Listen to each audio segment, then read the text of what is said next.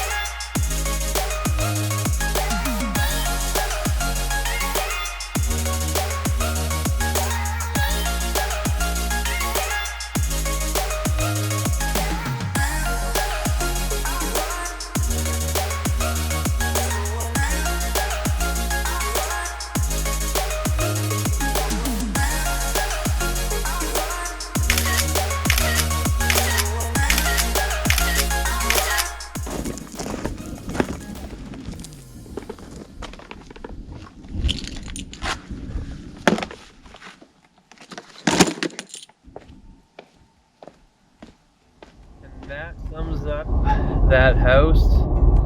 Stayed after for a bit, had some pizza and beers with the owners.